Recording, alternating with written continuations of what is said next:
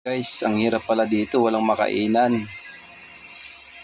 Kumain kami ng almusal past 9 sa dun pa sa daanan, sa nadaanan namin. Dito pala sa malapit sa DC, wala po pala ditong makainan. Bali ito, higa-higa na lang tayo, idaan na lang natin sa tulog.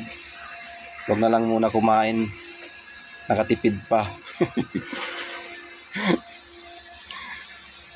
Yung kasama ko naghanap ng makainan kasi mag-iinom siya ng gamot eh. Meron siyang maintenance. Kaso sabi naman, nagtanong naman ako dito, malayo daw dito yung pwedeng makainan, sa palengke pa. Eh napansin namin, mukhang malayo ang palengke dito kasi medyo looban to. Ayan guys, idaan ko na lang sa tulog yung gutom ko. Nakatipid pa, walang gastos.